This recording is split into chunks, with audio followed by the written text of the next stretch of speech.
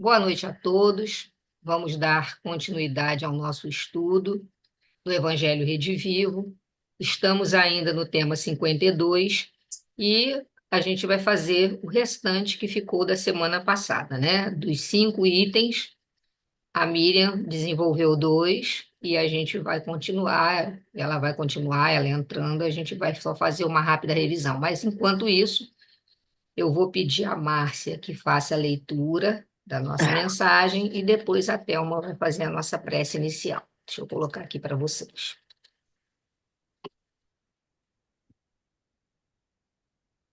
Boa noite a todos. Do livro Luz no Caminho, o item 14, Indignação, Francisco Cândido Xavier de Emanuel. Ai de vós, escribas e fariseus hipócritas. Jesus, em Mateus, capítulo 23, versículo 23. Cristo nunca examinou o campo de seu apostolado, cruzando os braços com ternura doentia. Numerosos crentes preferem filosofia acomodatícia do Deus faz tudo, olvidando que devemos fazer o que esteja ao nosso alcance. Ser cristão não é dilatar a tolerância com o mal, a começar de nós mesmos. A indignação contra os prejuízos da alma deve caracterizar os sinceros discípulos do Evangelho. Jesus indignou-se contra a hipocrisia de sua época, contra a insegurança dos companheiros, contra os mercadores do templo. Como protótipo da virtude, o Mestre nos ensina a indignar-nos. Suas reações nobres verificam-se sempre quando estavam em jogo os interesses dos outros, o bem-estar e a clareza de dever dos semelhantes. Quando se tratava de sua personalidade divina, que pedia Cristo para si? Que disputou para si mesmo no apostolado? A voz divina que se levantou com enérgica majestade no templo para exortar os vendilhões era doce e humilde no dia do Calvário. Para os outros, trouxe a salvação, o júbilo e a vida, defendendo-lhes o interesse sagrado com energia poderosa. Para ele, preferiu a cruz e a coroa de espinhos. Na nossa indignação, desse modo, é sempre útil saber o que precisamos para nós e o que desejamos para os outros. Boa noite. Então vamos, nesse momento, elevar o nosso pensamento, agradecer a Deus, nosso Pai, mais uma vez pela oportunidade de estarmos aqui reunidos nesse momento de aprendizado, de enriquecimento, que a gente possa estar sempre confiante e buscar sempre o esclarecimento nesse sentido do nosso aperfeiçoamento moral e espiritual. Que Jesus envolva todos em muita luz e muita paz. Que possamos desenvolver o estudo da noite de hoje com clareza e com uma boa assimilação para todos. Obrigada, Pai, por mais essa oportunidade. Bom, graças a Deus. Muito obrigada, Márcia. Muito obrigada, Thelma. Então vamos, né, ao nosso estudo, a continuação do nosso estudo do tema aqui 52, que foi desenvolvido pela Miriam. E o tema 52 é o advento próximo do reino dos céus. Ainda estamos, né, falando do advento próximo do reino dos céus, mas estamos na parte narrativa 4. Está em Mateus, capítulo 22, do 1 ao 46. Semana passada, a Miriam desenvolveu a parábola do banquete nupcial e o tributo a César. E hoje, né, se ela conseguir entrar a tempo, ficarão os 3 temas restantes, mas a gente vai fazer uma revisão, né, do que ela colocou aqui para a gente. Então, relembrando que essa parte narrativa 4, que é do que compõe aí o capítulo 22 de Mateus, apresenta esses 5 conjuntos de ideias aí, conforme a Miriam colocou para a gente na semana passada.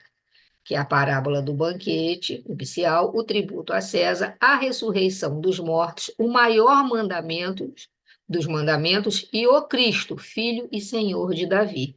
Se a gente, como ela falou na semana passada, se a gente parar para pensar, eles aparentam, né? Esses 5 itens aí, esses temas, eles aparentam ser independentes, mas eles possuem, como ela colocou aí no slide, uma linha doutrinária que os une, fundamentada na prática da lei de amor, de justiça e caridade. Né? Isso ela deixou para a gente a semana passada. Então, aqui a nossa revisão. E a primeira parte que ela disse, que ela colocou aí, foi da veste nupcial. E se vocês se lembram, essa parábola do banquete, né, das núpcias, Jesus ele traz para a gente o quê? Ele compara o reino dos céus, conforme a Miriam colocou muito bem a semana passada, em alegria, em festa, em felicidade. Isso tudo representado o quê? Por uma festa de casamento. Né? E aí ele começa a colocar na parábola, ele começa a ensinar o que essa parábola representa na época, representava para aqueles a quem ele estava querendo, né, deixar o ensinamento, como até hoje esse ensinamento ainda cabe para a gente, qual o objetivo dele. Então tá lá, né? Os primeiros convidados, se vocês se lembram, deixa eu ver se ela colocou aqui. Então tá aqui, ela botou assim, ó. Sob a alegoria de um banquete nupcial, repleto de convidados indignos, Jesus, com base no costume hebreu, retrata a união do ser humano com Deus. Questionado sobre a cobrança de tributos, aí já está falando da questão do segundo ponto que a Miriam desenvolveu, que foi dar a César o que é de César, o mestre separa os valores materiais dos espirituais. E aqui, em relação aos outros 3 temas seguintes, com a reflexão, os outros 2, né? Os 3, aliás, que aí são a ressurreição e os outros 2. Com a reflexão sobre o Deus vivo, tira os véus da ressurreição, foca no mandamento maior e leva os fariseus à reflexão sobre sua real origem e destinação. Então, aqui está vamos dizer assim, num único texto pequeno, o objetivo dos 5 temas desenvolvidos nesse capítulo, do banquete nupcial, de dar a César o que é de César, né? Em relação também à ressurreição dos mortos, o mandamento maior e Cristo, Filho e Senhor de Davi. E em relação, deixa eu tirar da frente aqui, né? E as ideias, né, secundárias do que a gente está estudando nesse tema 52 está aqui, ó. Um banquete nupcial retratando a união do ser humano com Deus. Então, se a gente lembra, como a Miriam colocou, quem foram os primeiros convidados? Foram os hebreus. Né? Por que os hebreus foram os primeiros chamados de Deus? Porque, conforme ela explicou, o conhecimento da lei de Deus. Eles já tinham conhecimento da lei de Deus. E também, como estava lá na parábola, que ela não colocou aí, não tem como a gente ler agora, aliás, está até aqui comigo, né?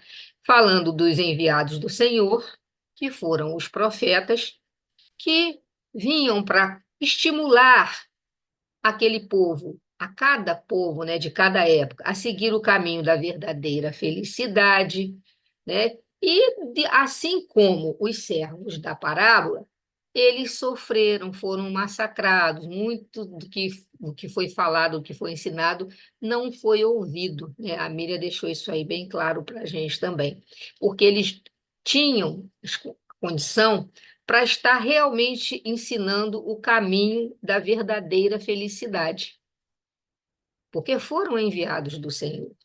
Né? E também, segundo a alegoria da parábola, tem os convidados que recusaram o convite, no caso do que foi colocado na parábola, mas trazendo para o ensinamento de Jesus, os que recusaram o convite devido aos seus compromissos, aos compromissos que eles tinham que cumprir, né? Alegando a desculpa, é que tinham compromissos, então não poderiam dessa maneira participar do casamento, da grande festa, da festa a qual estava sendo convidado. E esses convidados que recusaram o convite, eles estavam simbolizando quem? As pessoas mundanas, as pessoas materialistas, que vivem realmente em função do que o mundo material oferece, não em relação ao espiritual, né? E os judeus também, que desprezavam, apesar, né, de desprezar qualquer tipo de combater qualquer tipo de idolatria, mas eles, ao mesmo tempo, desprezaram a lei moral para se dedicarem à prática mais fácil do culto exterior. Então, nós temos aí toda essa parte aí das núpcias, né, que foi retratado nessa primeira parte que a Miriam deixou para a gente, do banquete nupcial. A gente está vendo como é que Jesus estava querendo, né, fazer a comparação, o ensinamento dele, que o reino dos céus ele é retratado como está aí no próprio livro do Evangelho Redivivo, como um estado de plenitude espiritual que foi retratado ali na figura de um banquete que era oferecido aos espíritos que conseguiram superar as próprias imperfeições e praticar a lei do amor. Tá? E os alimentos, né? Como a gente até discutiu a semana passada, que até o Alvin não estava entendendo direito, perguntando o alimento, se era trigo, o que que se comia. Aí a gente explicou, a Miriam parou, a gente explicou que não se trata de alimento material, mas o alimento espiritual, né? Que aí esse alimento que no banquete simbolizava o alimento que se comia para o ensinamento de Jesus, esse alimento eram os ensinamentos espirituais de Jesus, né? Que transmitiu em nome de Deus, em nome do Pai, para conduzir a humanidade, para que a humanidade pudesse adquirir a consciência necessária para poder chegar ao reino dos céus. Agora, para participar da festa, das bodas, seria necessário que o convidado tivesse vestido adequadamente. E aí a questão também que foi explicada, que a Miriam deixou claro na semana passada, o que seria esse vestido adequadamente, né? Então simbolizava o amor, não é também aqui a roupagem física, não é a roupa, o tecido, é o que a gente precisa se vestir espiritualmente para a gente fazer parte dessas núpcias, né, dessa grande festa. Então, é o amor, a humildade, a boa vontade e encontrar a verdade e observar essa verdade, ou seja, a pureza das nossas intenções, tá? E assim a gente encerrou essa parte do banquete. Eu acho que ficou muito claro para a gente a semana passada todo esse simbolismo contido, né, nessa parábola das núpcias. Alguém quer colocar alguma coisa? Alguém quer falar alguma coisa? Se lembra de alguma coisa que foi colocado? Então vamos lá. Aqui ela ainda colocou também esse slide, né? O banquete nupcial, os convidados, o noivo, o reino dos céus, aqueles que foram chamados, os escolhidos, falando aí do tributo a César, isso tudo são palavras-chave de cada passagem dessa, de cada um desses 5 temas que está sendo desenvolvido, desses 5 itens que está sendo desenvolvido no tema 52. Aqui ela colocou, né, como a revisão do tributo a César, que já está lá em Mateus, ainda no capítulo, essa parte narrativa 4 é o capítulo 22. Então, mas já está do versículo 15 ao versículo 22, dai a César o que é de César, e ela colocou esse texto aqui para a gente ler. É lícito pagar o tributo a César? Dai, pois, a César o que é de César, e a Deus o que é de Deus. A verdade dispensa explicações. Simples é persuasiva, aí para mim seria e persuasiva, mas né, esse slide é um slide da própria FEB, né, mas simples é persuasiva, ou seja, é convincente, né? Cativando aqueles que a sintonizam. Tenha em mente que segues no rumo da luz e que nada te poderá deter.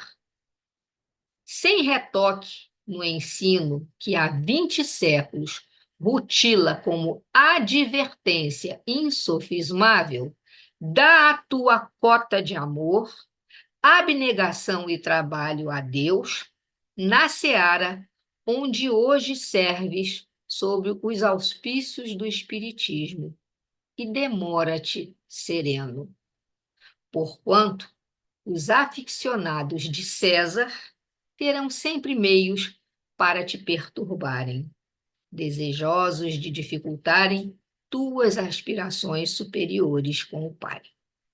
Isso é uma psicografia de Divaldo, está no livro Espírito e Vida, e o Espírito Joana de Ângeles, né? Uma psicografia de Divaldo, no capítulo 55, No Rumo da Luz. Muito bonito isso, né? Muito bem assim, claro, as palavras são difíceis, mas o conteúdo a gente consegue entender a diferença daqueles que querem seguir a Deus, daqueles que trabalham, daqueles que se dedicam, né, à vida espiritual, a verdadeira vida que nos espera, e diferente daqueles que preferem seguir a César, que é o dinheiro, são os bens materiais, são as coisas mundanas. Alvinho levantou a mão. Tá, deixa eu dar uma boa noite especial para Márcia, que eu não vejo ela há um mês. Pode continuar, Jorge.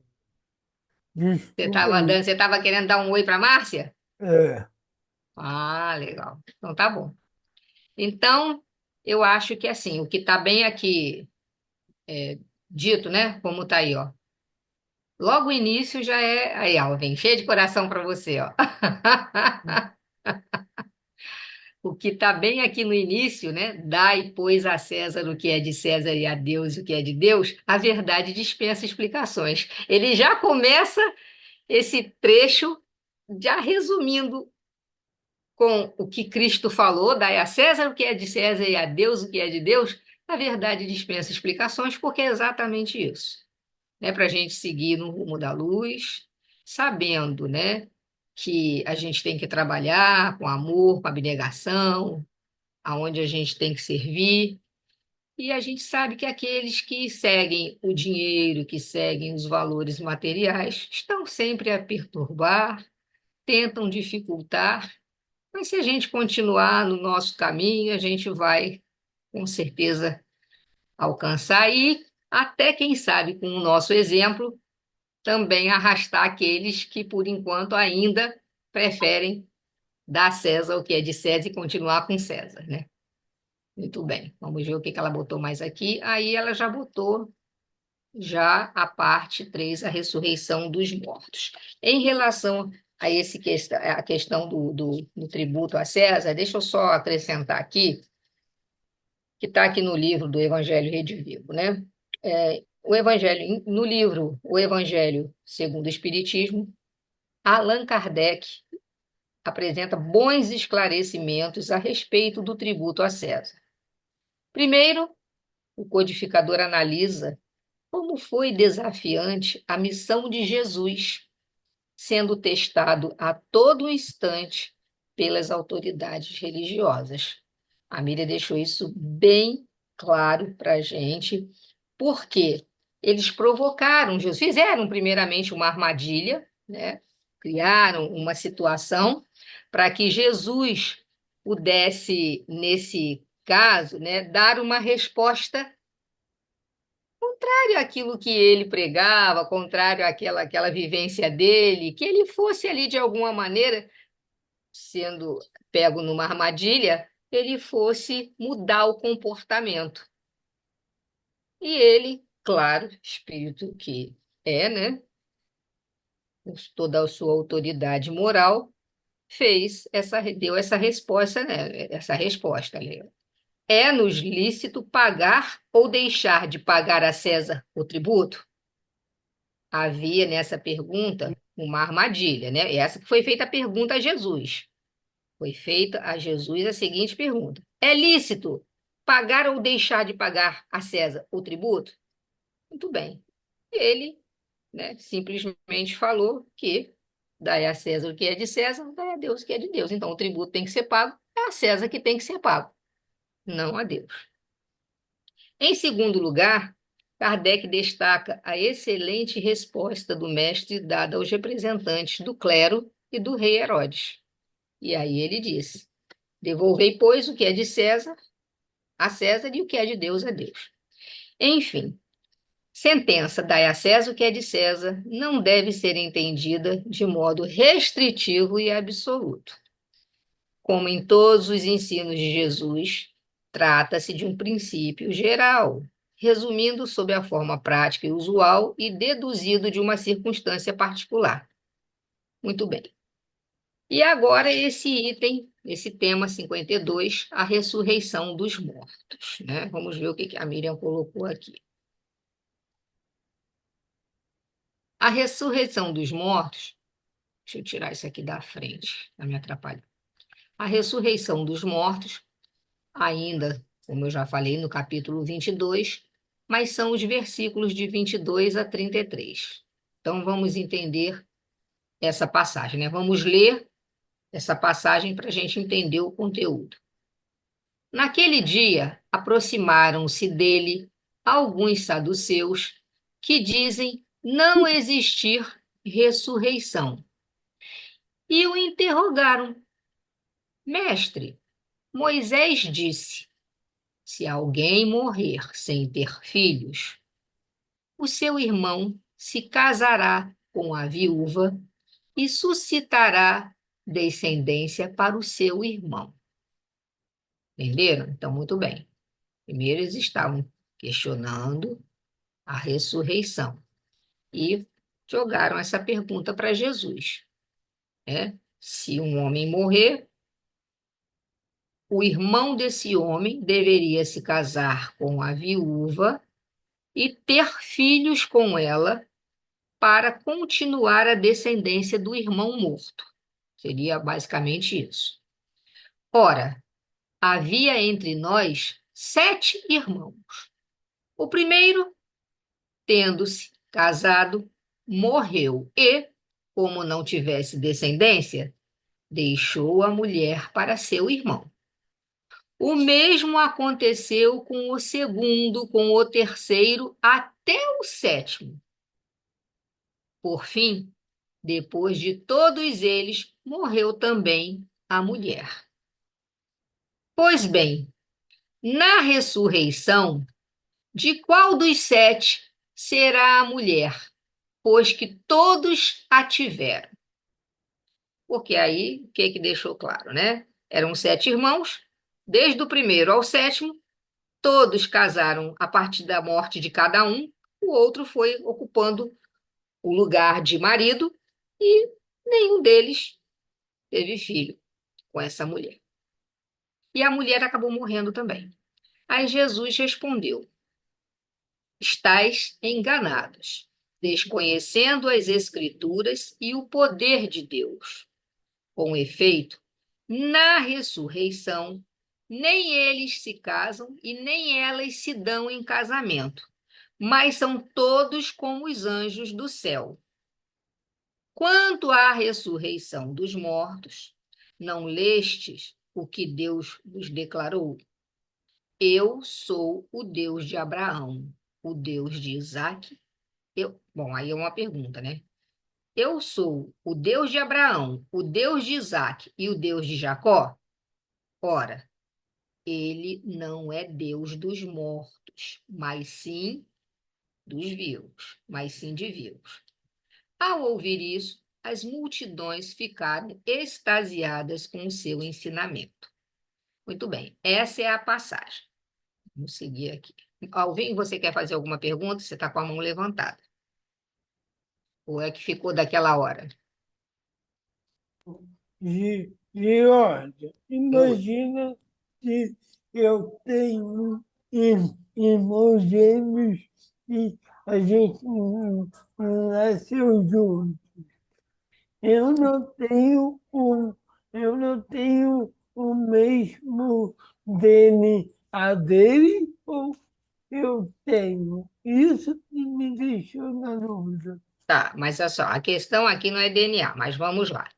Se você tem um irmão gêmeo, se esse irmão gêmeo seu é idêntico, ou seja, vocês partiram da mesma célula ovo, né, um espermatozoide e um óvulo fecundado, né? Foi fecundado, um espermatozoide fecundou o óvulo, formou um indivíduo. A partir de um dado momento, esse indivíduo, esse único ovo, essa única célula que estava se reproduzindo, formou duas pessoas. Aí vocês são gêmeos o quê? Idênticos. Gêmeos idênticos. Esses têm o mesmo DNA, né? A mesma estrutura toda genética. Agora, se vocês são irmãos gêmeos, porém, um espermatozoide fecundou um óvulo, outro espermatozoide fecundou outro óvulo, ou seja, duas fecundações ao mesmo tempo, vocês foram gerados juntos na mesma gravidez ali da mãe, vocês têm DNA diferentes, porque o DNA, a informação que veio no espermatozoide de um é diferente do que vem no espermatozoide do outro e por aí vai. Mas a questão aqui é essa, não é de DNA, é falar da ressurreição. E aí eu pergunto, o que seria ressurreição, né? Eu não sei nem o que a Miriam colocou aqui para depois. Espera aí, deixa eu ver qual foi o outro slide que ela colocou, que eu não... Ela estava colocando aqui no contexto que tem outras citações, mas vamos voltar aqui. A questão primeira aqui que a gente tem que entender é o seguinte: o que seria ressurreição, né? O que seria ressurreição? Renascimento. Seria o quê? Seria ressurgir, não é isso? Ressurgir, voltar à vida. E no caso da ressurreição, como a gente está acostumada a falar nas religiões, a ressurreição é o ato de voltar à vida após a morte. Mas a ressurreição, a gente tem que ter na cabeça que a ressurreição nos dá a ideia de que a gente volta aonde? No mesmo corpo, né? Que a gente voltou da morte, ou seja, não é a reencarnação. A gente não pode confundir ressurreição com reencarnação. Quando a gente fala em reencarnação, a gente está falando do fato de o espírito ter uma nova oportunidade na carne de continuar a sua evolução, de continuar a sua caminhada, né? De acertar as situações que ficaram pendentes, de ajudar, vamos dizer assim, num grupo, naquele momento onde ele nasce, ou alguma coisa que é importante que ele esteja ali. Agora, quando se fala em ressurreição, está se falando de voltar à vida, mas no mesmo corpo físico. Está se falando assim, morreu e volta à vida, volta a viver, né? A gente tem que entender isso aí. Bom, então aqui, peraí, deixa eu ver o que está escrito aqui no livro, porque realmente... Bom, aí tá, né? Realmente, como já foi falado aí, ó, havia entre os judeus uma certa confusão a respeito do conceito de ressurreição, que era sempre confundido com o de reencarnação. Então, a palavra ressurreição, eu acho que ela botou isso aqui. Vamos ver. Primeiro, deixa eu só ver aqui uma coisa. Espera aí. Lá no versículo 23 de Mateus, está lá. Naquele dia, aproximaram-se dele alguns saduceus que dizem não existir ressurreição e o interrogaram. Isso aí é o versículo 23. Aí ela botou aqui, né, que ela trouxe também para a gente contextualizar, que em Marcos, capítulo 11, versículo 27, está lá, ó, foram de novo a Jerusalém e enquanto ele quem? Jesus, circulava no templo, aproximaram-se os chefes dos sacerdotes, os escribas e os anciãos. E também em Marcos, capítulo 12, versículo 13, está lá. Enviaram-lhe, então, alguns dos fariseus e dos herodianos para enredá-lo com alguma palavra, tá? Está falando que foi citado na mesma, quer dizer, por outros evangelistas essa passagem. Vamos lá. E o versículo 24. Mestre, Moisés disse: se alguém morrer sem ter filhos, o seu irmão se casará com a viúva e suscitará descendência para seu irmão. Aí, aqui ela trouxe lei do levirato. Quando um homem casado morria sem filhos, esperava-se que o seu irmão solteiro se casasse com a cunhada viúva. Os filhos desse segundo casamento eram reputados filhos do primeiro marido. Ou seja, isso era uma lei que existia nesse tempo, né? Esse povo, em que, como está escrito aí, quando a mulher ficava viúva, o irmão tinha, vamos dizer assim, tinha que se casar com a cunhada viúva, e os filhos daquele casamento que ele teria com o irmão do morto seriam reputados a ele, ou seja, seriam como descendentes daquele primeiro marido dela que morreu, né? Então, na verdade, é considerado filho daquele casamento. Isso está lá no Novo Dicionário Bíblico, né, que ela trouxe para a gente entender o contexto dessa passagem, onde se faz essa pergunta a Jesus e o porquê, porque existia essa lei do levirato. Alguém quer falar alguma coisa? Alguém quer colocar alguma coisa? Jorge, acho que só a gente comentar que a lei do levirato, ela é uma lei bíblica que determinava essa questão aí, que está nessa afirmativa, né, dos saduceus aí para Jesus. Né, eles começam, isso está em Deuteronômio, eu até procurei, porque eu já tinha lido isso em algum lugar, mas está em Deuteronômio, então é uma lei bíblica. Então, os chefes, né, os saduceus, os fariseus conheciam essa lei. Então, ele chega afirmando isso para Jesus, quando ele diz, mestre, Moisés disse, É mas porque ele já já vinha de estava lá, né? lá, tá? E aí também, gente, essa questão da ressurreição dos mortos, né, é, que tem na revelação bíblica, significa, de uma maneira popular, como eu já falei, a união da alma ou do espírito ao seu corpo, ou seja, ao corpo original, aquele corpo que habitava. Então, a gente sabe que ressurreição, que é um termo muito utilizado na Bíblia, não corresponde ao que nós espíritas entendemos da reencarnação, tá? E como está aqui, né, que a reencarnação ela só fazia parte dos dogmas dos judeus, sob o nome de ressurreição. Então, para os judeus, a reencarnação tinha o nome de ressurreição. E somente os saduceus, que pensavam que tudo acabava com a morte e não acreditavam nisso.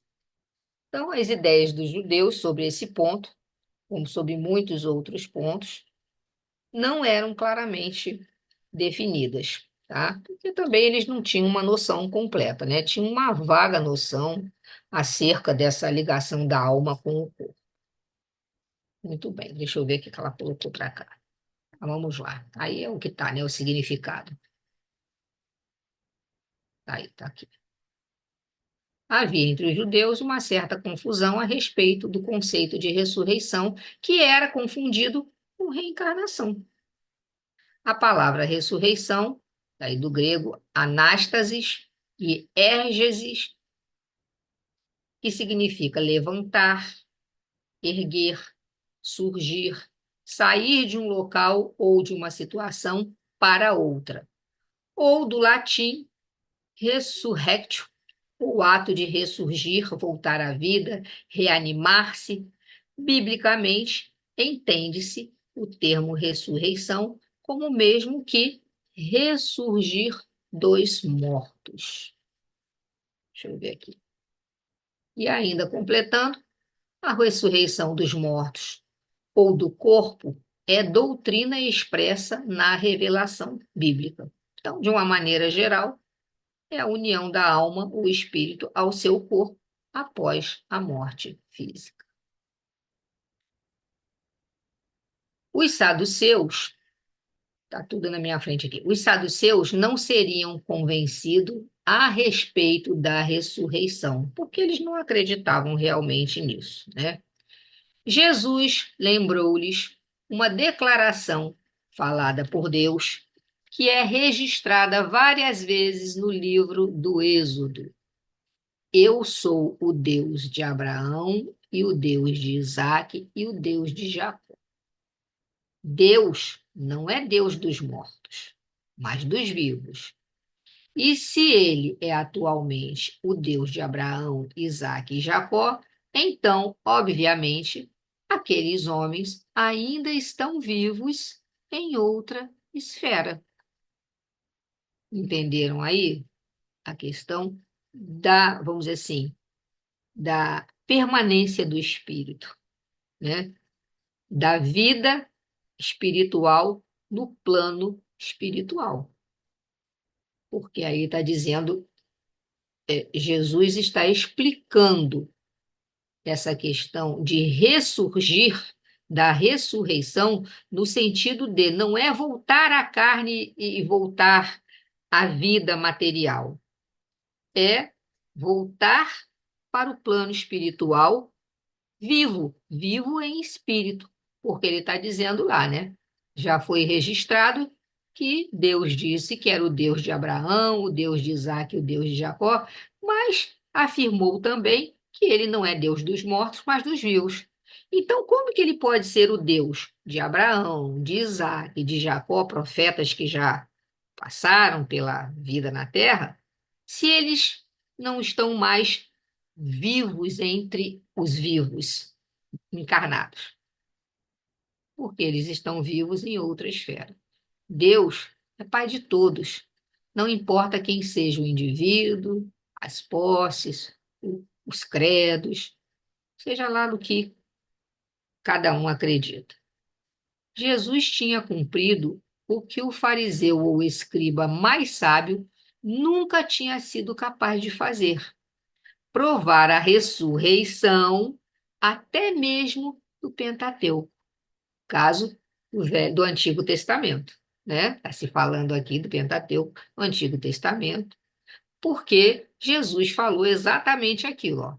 Você já foi registrado várias vezes no livro do Êxodo o que Deus, falada por Deus, né? Uma declaração falada por Deus, né? Aí está até em negrito porque foi falada no sentido de que a gente está escutando aqui a nossa voz. Foi uma mensagem, né? Deixada por Deus através dos seus profetas, que Deus era o Deus do Abraão, de Isaque, de Jacó, mas que não era Deus dos mortos, mas sim dos vivos. Aqui ele estava provando a ressurreição, mas não a ressurreição no caso de voltar à vida no corpo físico, mas sim, né, passar para a esfera, no caso espiritual, vivendo em espírito.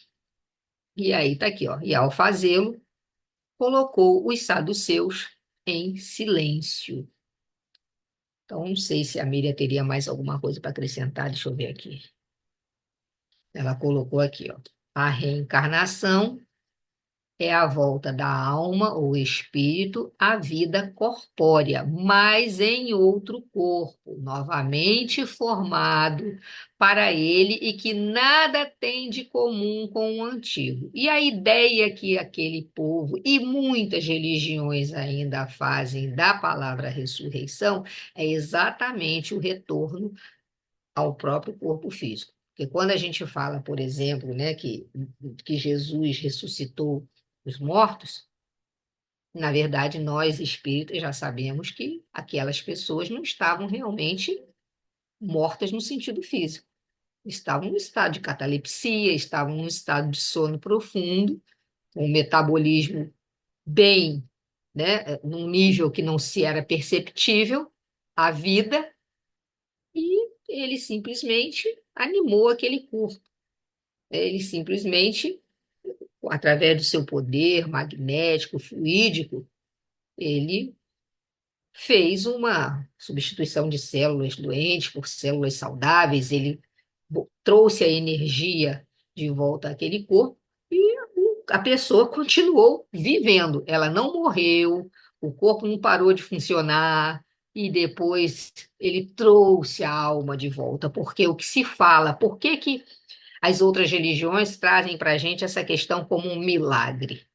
Que é algo sobrenatural, algo inexplicável, porque, na verdade, cientificamente, a gente sabe quando a vida se extingue num corpo físico, toda uma série de reações começa a acontecer com aquele corpo, impedindo qualquer retorno à vida. Fisicamente, não é possível trazer um corpo que parou de, entre aspas, funcionar. Agora, no estado cataléptico, sim, as funções orgânicas, na verdade, para a gente sabe que a alma ainda estava ligada àquele corpo pelo cordão. Ele não, o corpo ainda tinha vida, mas não estava com funcionamento pleno a ponto de se identificar qualquer, né? Não tinha, na época, inclusive, não existia nem mecanismo para isso, nem meios para isso, para você detectar a vida numa fração muito mínima de metabolismo.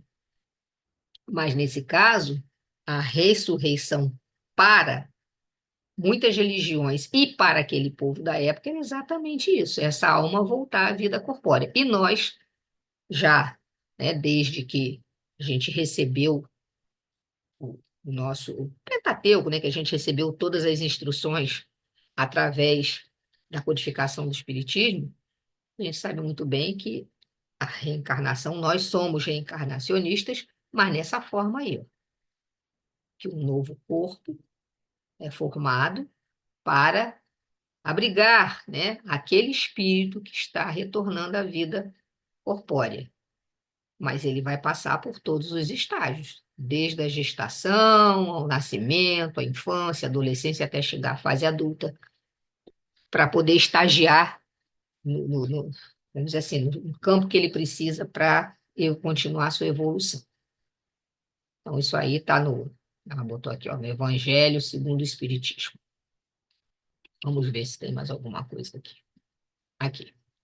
Jesus não fornece uma resposta direta aos seus indagadores a respeito do assunto, possivelmente porque não teriam condições intelectuais para entender a diferença entre ressurreição e reencarnação. Tá?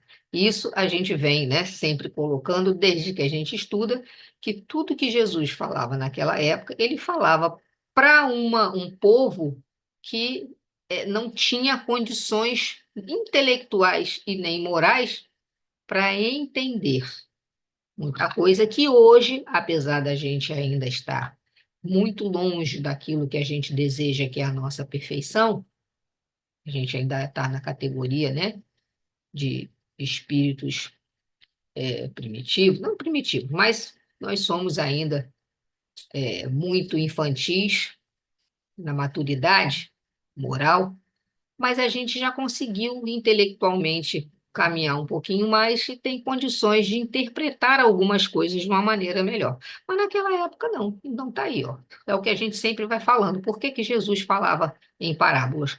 Porque realmente as pessoas não tinham condições de compreender se o assunto fosse colocado de uma outra maneira. A mesma coisa está em relação a essa passagem. Ele não fornece a resposta direta, porque não ia ter condição intelectual de entender a diferença entre ressurreição e reencarnação. Vamos ver aqui. É chegada a época de reconhecermos que todos somos vivos na criação eterna. Na crosta da Terra, ou além de seus círculos, permanecemos vivos invariavelmente. Guardemos a lição do Evangelho e jamais esqueçamos que nosso Pai é Deus dos vivos e mortais.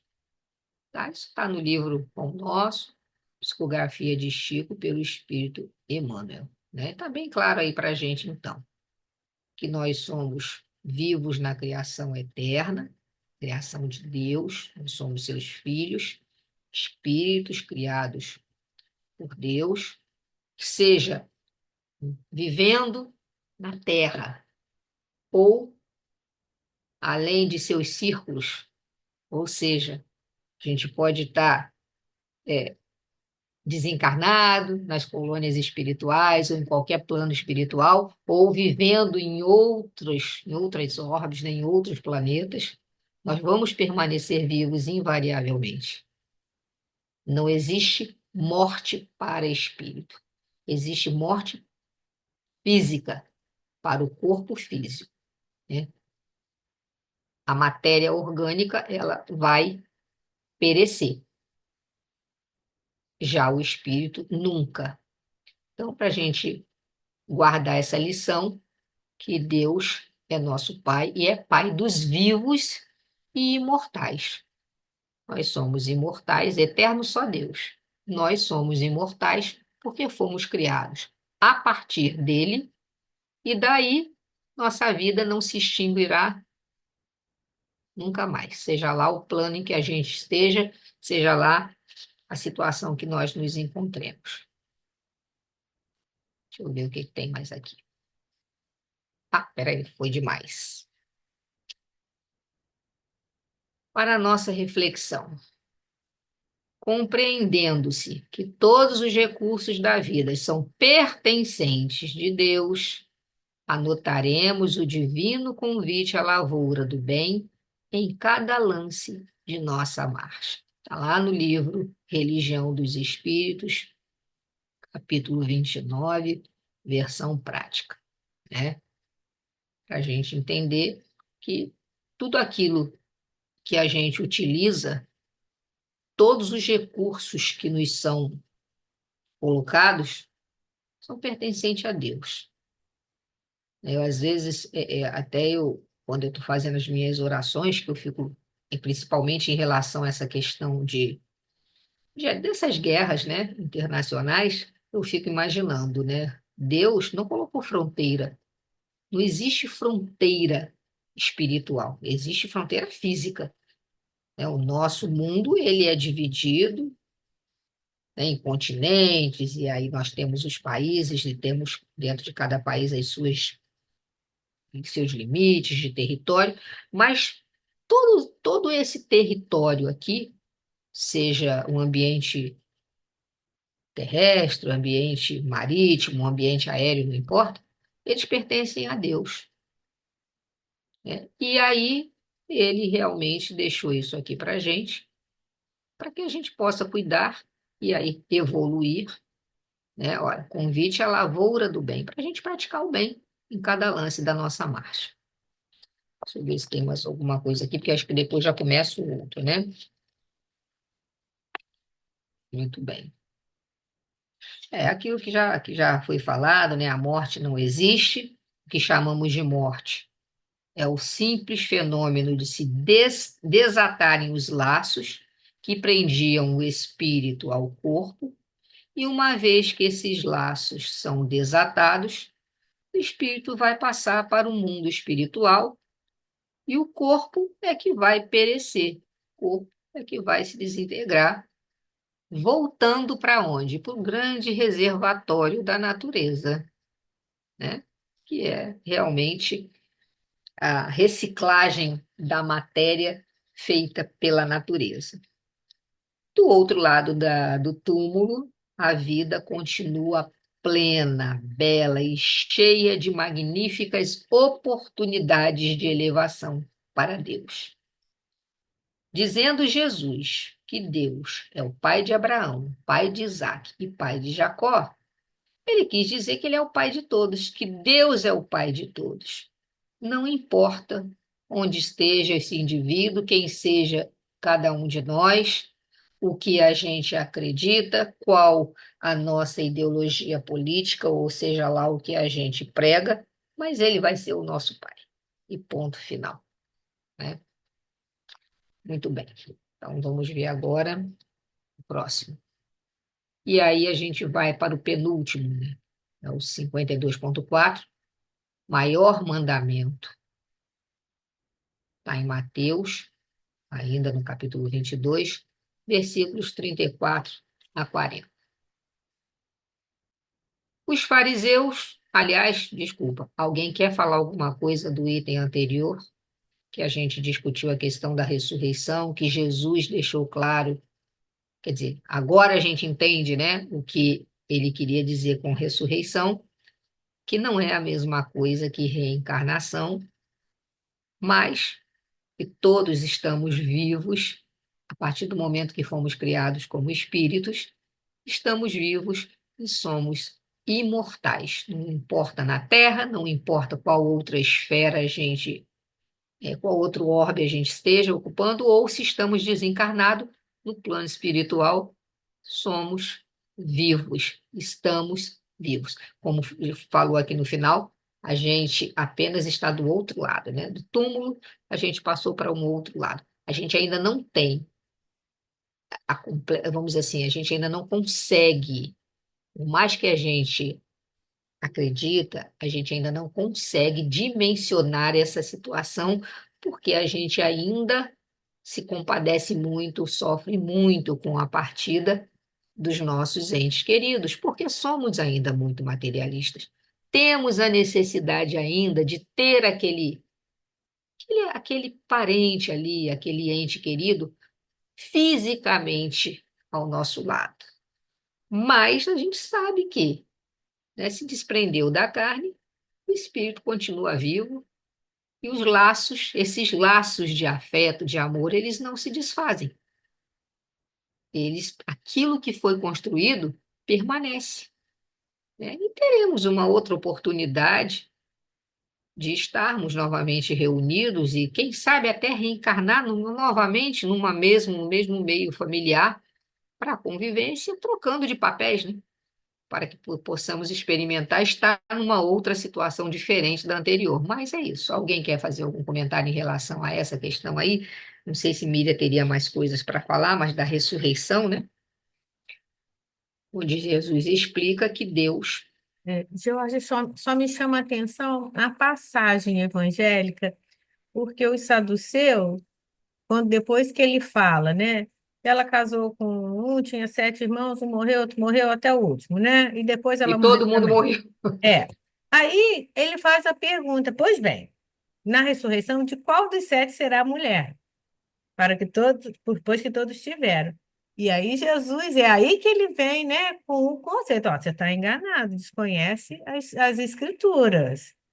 Então, ó, com efeito, na ressurreição, nem eles se casam, nem elas se dão em casamento, porque eles todos estão anjos do céu. Ali, por isso que ele diz que Jesus não respondeu explicitamente, não foi? E ele vai lá e cita, né, a questão da ressurreição dos mortos. Eu sou o Deus É dos muito anjos, interessante você falar isso aí, porque pelo seguinte, né? Escapou realmente, porque quando ele fala isso, que qual é a dúvida, né? Porque para eles a ressurreição era voltar à vida. E voltar à vida, eles entenderiam o seguinte: tá, eles voltaram à vida, mas ela vai ser mulher de quem? né? E aí Jesus, ó, você não Então, está entendendo, né? mesmo que para eles, né, existisse, vamos dizer, eles acreditassem na vida espiritual, eles achavam que na vida espiritual eles teriam a mesma situação na vida terrestre, encarnado. Ou seja, um teria que ser mulher do outro, o outro teria que ser com quem ia ter uma disputa lá, iam jogar para ver, ó, vamos disputar aqui, quem vai ser o marido dela, ela vai ser esposa de quem? Não, e Jesus deixou, a gente sai da carne, a gente se torna um espírito independente daquela condição, né, que a gente É muito estava. interessante porque os saduceus, a gente começa a entender quando entende quem eram os saduceus. Era aquele grupo, né, que exercia poder político, era a aristocracia judaica, homens cultos, ricos, os materialistas, então eles estavam preocupados de quem ela é. Uma hierarquia, Uma né? Quem questão vai ser o quê, de exata. Então, quem, né? a pergunta é pertinente, dado quem foi que formulou, que foram os Sim, é, os saduceus, né? saduceus que E tinham aí, toda essa questão de essa, superioridade, de isso. autoridade, né? E aí Jesus fala, olha, né? Deus não é Deus dos mortos, ele é Deus de vivos. E dá o exemplo, né? Quando a De gente vê Abraão, de Isaac, de Jacó, só né? o texto, a gente fala assim, caramba, o que que ele está querendo dizer com isso, né? E aí a gente, como você vai explicando, vai ficando mais fácil a compreensão.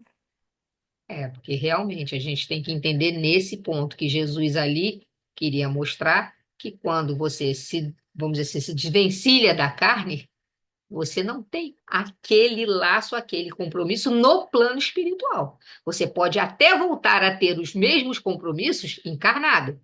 Você reencarnar e acabar uma sendo esposa do outro, ou de um deles, ou seja lá o que for. Mas desencarnado, como espírito, o espírito permanece vivo, mas não há aquele compromisso ali daquela maneira como se estava encarnado, como se estava vivo fisicamente, né? É interessante nesse ponto mesmo, de Jesus mostrar que não existiria, que são anjos, né? Ele diz, são anjos, ou seja, ele dá a entender o seguinte, não existe uma determinação de quem é homem, quem é mulher, quem vai ser esposa de quem vai ser marido de quem, né? Ele deixou isso aí claro, realmente, na passagem. Interessante mesmo. E o 5.2.4, o maior mandamento.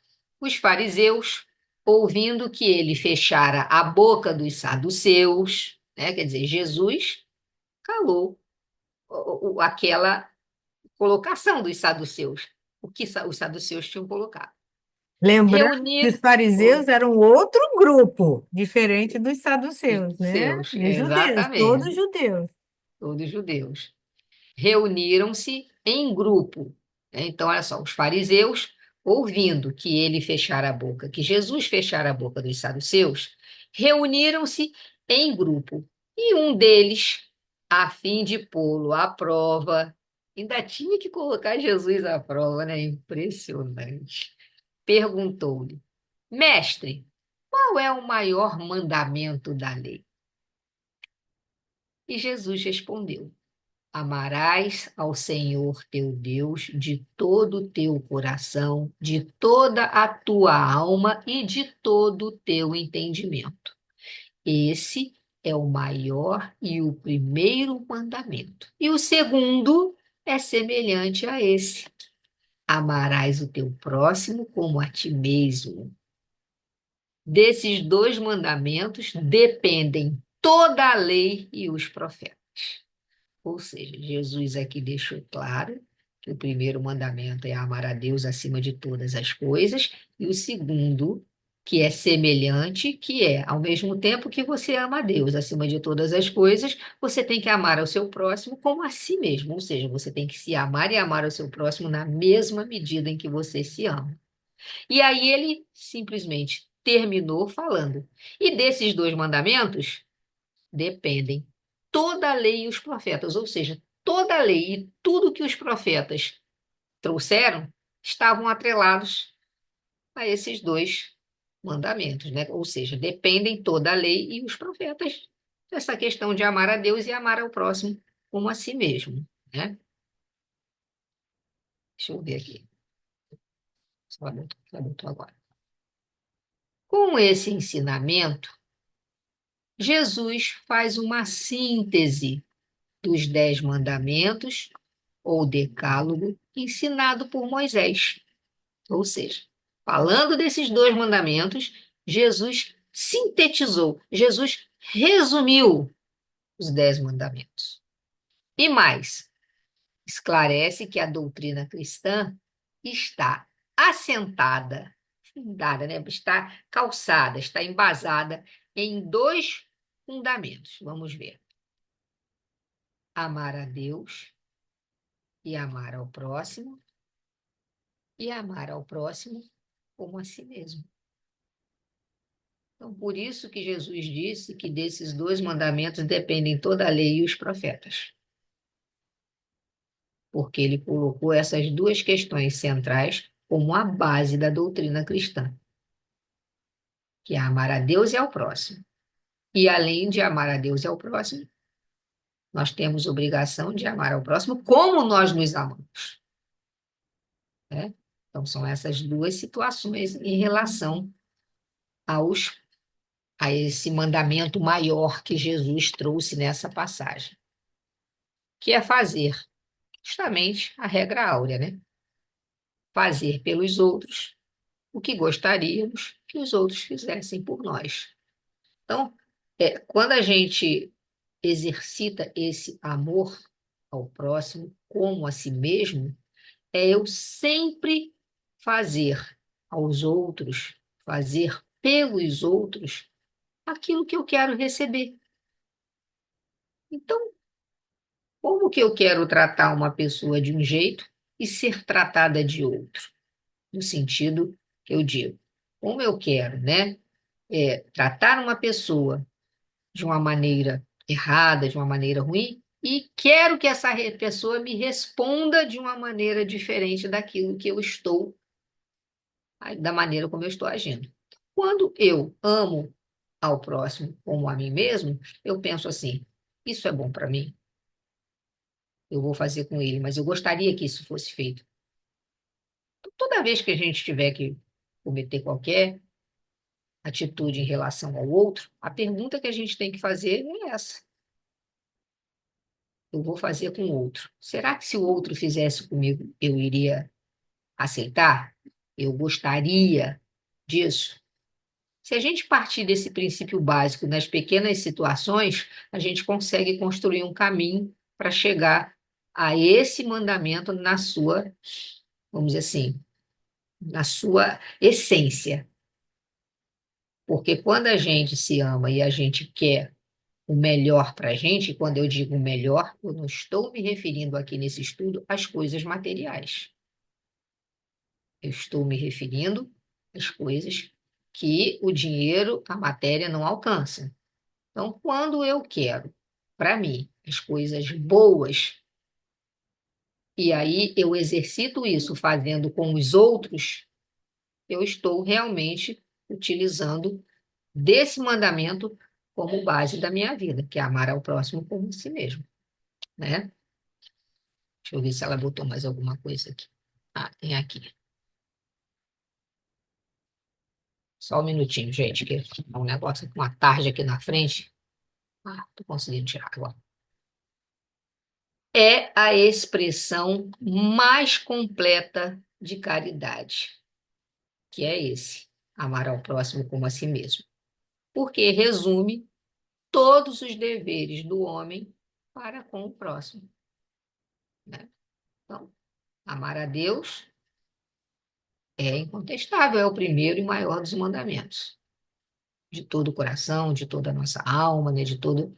Mas amar ao próximo como a si mesmo resume o dever. O primeiro mandamento é o nosso dever para com Deus, nosso Pai que nos criou. O segundo mandamento resume todos os deveres do homem para com o semelhante, ou seja, todos os nossos deveres para com as pessoas que estão sempre, né, em convívio conosco, em contato conosco. Deixa eu ver se tem mais alguma coisa. O próximo passa a ser um instrumento da nossa evolução. Só temos aquilo que damos a outrem.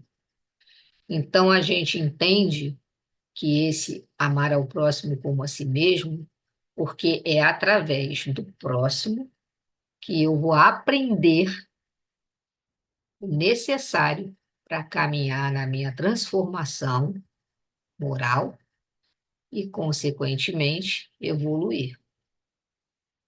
Então, não adianta eu achar que eu, vivendo isolado e sozinho, achando que eu não estou fazendo mal a ninguém, que eu vou estar construindo aí um caminho para a minha evolução. Porque um instrumento, né, assim como a educação, eu digo educação mesmo pedagógica, né? Assim como a educação é um instrumento para o nosso crescimento enquanto cidadão, e nos capacita a, vamos dizer assim, a buscar um emprego, buscar uma situação, intelectualmente falando, assim como esse instrumento, que é a educação, permite transformar em cidadão, o próximo, espiritualmente falando, é um instrumento da nossa evolução moral, porque é no exercício, no convívio diário, né, nas nossas trocas, que a gente consegue aprender o que precisa aprender para a gente chegar onde a gente precisa chegar. Então, o nosso caminhar depende de como a gente trata aquele que está ao nosso lado. E também não só no sentido de que eu exercito com ele, né, as virtudes morais, mas também ajudando aquele que ainda ficou para trás a evoluir. Então, a gente precisa estar com os irmãos de caminhada, convivendo, né?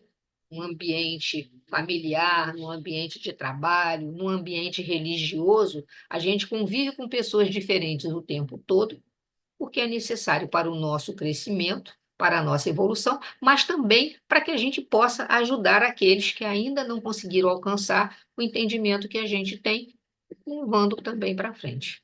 Porque não adianta pensar da evolução de um só, a gente precisa caminhar junto, a humanidade precisa evoluir junto para que o mundo entre em equilíbrio. Desequilíbrio ele acontece a partir do momento em que temos muitas diferenças. Então, o equilíbrio ele só vai existir quando a gente consegue trazer conosco aqueles que ainda estão um pouquinho lá para trás. Vamos, alguém quer falar alguma coisa? Alguém tem dúvida? Porque assim, essa passagem ela está bem clara para a gente, né? E ela já foi muito debatida em várias outras situações, dos mandamentos, da regra áurea. Então, a gente tem isso muito bem assim entendido por nós, da necessidade de tratar, de fazer ao próximo, ao outro, aquilo que eu gostaria que fizesse comigo, sabendo, né, como estava dito lá, ó, deixa eu só voltar ali que eu achei interessante aqui. Aqui, ó. Só temos aquilo que damos ao trem. Então, a gente realmente, aquilo que a gente oferece é aquilo que está dentro da gente.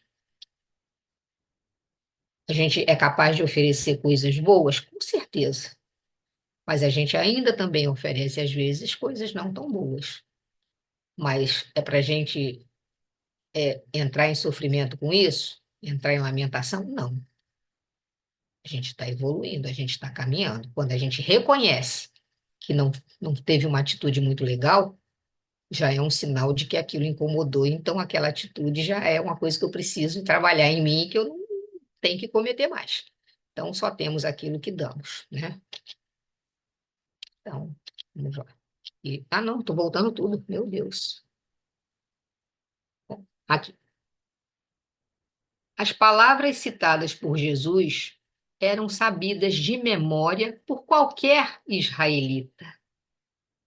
Sublinha com ênfase que, pendurados nestes dois mandamentos, estão toda a lei e os profetas, pois não há outro mandamento que seja maior que estes. Então é interessante, né? Tem 10 mandamentos, mas se a gente conseguir fixar na cabeça da gente esses dois, a gente já está, né, praticamente entendendo o contexto, o conjunto. Que os demais são consequências, por exemplo, quando a gente fala, né, que está no quarto mandamento, honrar pai e mãe. Se você entende que você tem que amar ao próximo como a si mesmo e não fazer ao outro aquilo que você não gostaria que fizesse com você, fica fácil você saber o que é honrar pai e mãe, né? Porque você já tem lá que amar a Deus, honrar Deus como nosso pai, amar a Deus sobre todas as coisas e amar ao próximo como a si mesmo. Se você entende esses dois, você vai entender praticamente o que é honrar pai e mãe. Qual o seu dever como filho? Então, entende? É por isso que está aí, ó. Sublinha com ênfase que pendurados nestes dois mandamentos estão toda a lei e os profetas, pois não há outro mandamento maior que este. Todo israelita recitava esses textos 2 vezes por dia, de manhã, ao nascer do sol, e à tarde, ao sol pôr, ou seja, quando o sol se colocava, né? Escreviam-nos em pergaminho que colocavam em caixetas presas a correias. Estas eram amarradas em torno do antebraço esquerdo, na altura do coração e na testa entre os olhos. E conclui: amar a Deus e ao próximo vale mais que todos os holocaustos e sacrifícios. Pastorino, na sabedoria do Evangelho, no capítulo que fala o grande mandamento. Muito interessante isso, né? Muito lindo mesmo essa parte aí. Então, deixa eu ver se tem mais alguma coisa. A Márcia quer falar mais alguma coisa, quer colocar, ou alguém quer colocar.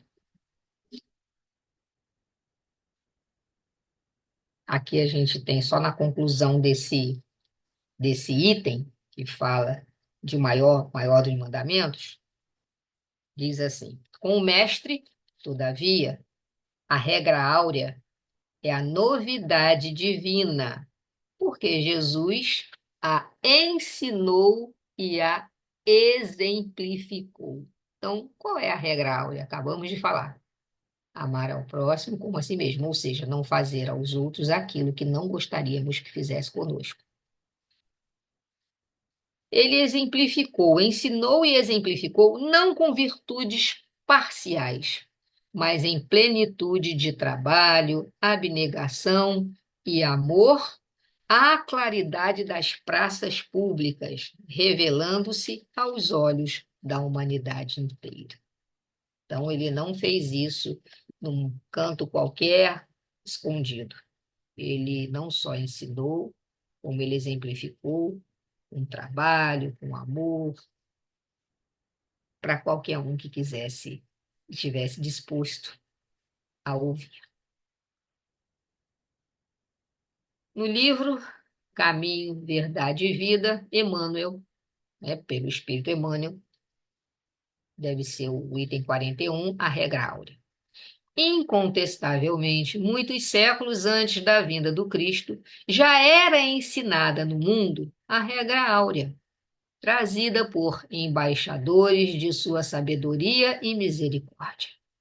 Importa esclarecer, todavia, que semelhante princípio era transmitido com maior ou menor exemplificação de seus expositores. Diziam os gregos: não façais ao próximo o que não desejais receber dele. Afirmavam os persas: fazei como quereis que se vos faça. Declaravam os chineses: o que não desejais para vós, não façais a outrem. Recomendavam os egípcios: deixai passar aquele que fez aos outros o que desejava para si. Doutrinavam os hebreus: o que não quiserdes para vós, não desejeis para o próximo. Insistiam os romanos: a lei gravada nos corações humanos é amar aos membros da sociedade como a si mesmo. Na antiguidade, todos os povos receberam a lei de ouro da magnanimidade do Cristo.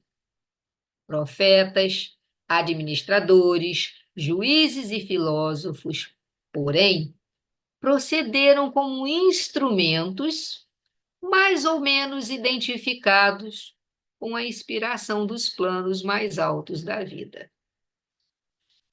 Suas figuras apagaram-se no recinto dos templos iniciáticos ou confundiram-se na tela do tempo em vista de seus testemunhos fragmentários. O mestre, todavia, a regra áurea é a novidade divina, como eu acabei de ler aqui no finalzinho. Porque Jesus a ensinou e exemplificou, não com virtudes parciais, né? Não eram virtudes pequenas, não era uma virtude que se iniciava em alguém, era uma virtude plena, plena de trabalho, de abnegação e amor, a claridade das praças públicas revelando-se aos olhos da humanidade inteira. Então, gente, aí, peraí, deixa eu voltar aqui mais. Então, aqui, né, está dizendo que o mundo, desde que é mundo, vem recebendo, através de várias personalidades, o ensinamento da regra áurea. Mas muitos, né, não foram, não marcaram esse ensinamento com tanta veemência, com tanta clareza como Jesus. Como daí, ó, suas figuras apagaram-se no recinto dos templos iniciáticos ou confundiram-se na tela do templo em vista daqueles testemunhos que eram fragmentários, ou seja, eles não era quebrado, né? Era uma coisa que não era firme, sólida, plena, mas com Jesus não. Essa regra áurea se tornou a novidade divina, pelo ensinamento, exemplo, com as virtudes plenas, em trabalho, abnegação, amor, e isso para todos, revelando-se aos olhos da humanidade inteira, certo? Então, eu acho que ficou muito claro para a gente, não só que essa regra já vinha sendo ensinada, mas que Jesus fez toda a diferença quando veio e aplicou da maneira que aplicou. E eu acho que é isso, né? A Miriam, eu acho que não conseguiu entrar, ela deve estar ainda envolvida com o que ela tinha que resolver, e não sei se a gente conseguiu atingir o objetivo de completar esse estudo, entendendo que esses 5 itens que estavam aí colocados para a gente, né, do início do tema 52, desde a parábola do banquete nupcial, passando pelo tributo a César, falando da ressurreição dos mortos, no sentido em que foi colocado para a gente, que a gente passou a entender o novo sentido dessa ressurreição dos mortos, trazido aí nesse capítulo 22 de Mateus, como também esse maior mandamento, e colocando lá Cristo como Filho e Senhor de Davi, que era a questão mesmo de a gente entender a união desses itens em relação à prática da lei de amor, justiça e caridade. Acredito que se a Miriam quiser acrescentar mais alguma coisa, de repente a semana que vem ela dá uma palhinha. Eu acho que ficou faltando só o 52,5 Ela né? não colocou aqui. Eu acho Ela, que na semana que vem ela inicia com ele, eu vou conversar com ela, né? O Cristo, Filho e Senhor de Davi, antes da eu gente acho que ela não começar, colocou essa parte, né, né? o tema 53, beleza? Sim, tudo bem. A semana Né? que vem eu não vou estar participando com vocês, porque eu tenho uma reunião com o pessoal da Casa de Emmanuel, Tá que é joia. no mesmo horário da nossa, né? É, Tá? Mas tá aí, foi gravado, fica aí o recado, né? E agora, se alguém quiser fazer mais algum comentário, ainda temos 9 minutinhos aí, se alguém quiser fazer algum comentário sobre esses temas ou acrescentar alguma coisa que acha que ficou, não foi esclarecido, a gente ainda tem esse tempinho aí.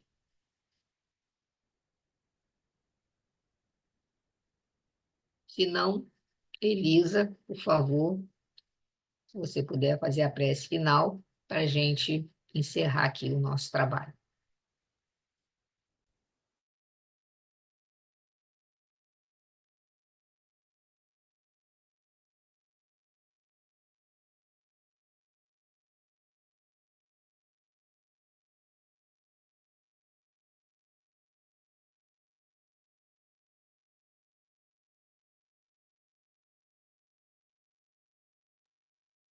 Elisa, nós não estamos te ouvindo. Eu vejo que você está com o microfone aberto, mas o som não chega.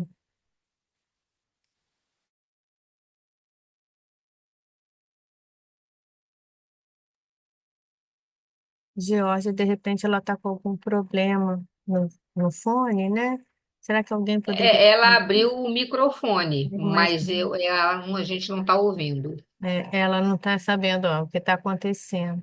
Ah, Então, não sei o que está acontecendo. Ela colocou aqui. Então tá bom. Então, deixa eu fazer a prece final. Tá bom? Então, esse momento, Senhor, que encerramos mais uma noite de terça-feira do nosso ESG, do nosso estudo, em que foi possível a gente analisar com outras explicações, analisar de uma outra maneira esses ensinamentos trazidos há tanto tempo. Mas, como sempre a gente fala, se tornando repetitivo, são atemporais. E é interessante como são repletos de reflexões, como nos permitem fazer uma análise das nossas atitudes, dos nossos pensamentos, daquilo que realmente importa, o que tem valor e o que a gente sabe, né? Que cada vez mais indica o caminho que devemos seguir. Agradecemos pela oportunidade bendita de estarmos aqui reunidos nessa ferramenta virtualmente e toda terça-feira poder cumprir com essa etapa do nosso crescimento, que é o estudo. Agradecemos a presença daqueles que se dispuseram a estar conosco e daqueles que, espiritualmente desencarnados, também nos acompanharam, seja aprendendo, ou seja, nos ajudando na compreensão e no desenvolvimento. Que possamos aproveitar, fazer as nossas reflexões e aplicar em nossas vidas as oportunidades que nos são concedidas. E esperamos, na próxima terça-feira, estarmos juntos novamente para continuarmos essa caminhada. Que assim seja, dou graças a Deus. Então é obrigada, isso. Georgia. Obrigada, boa noite a todos. Fiquem com Noite, obrigada. Pode interromper a gravação, Márcia, você que está gravando, né?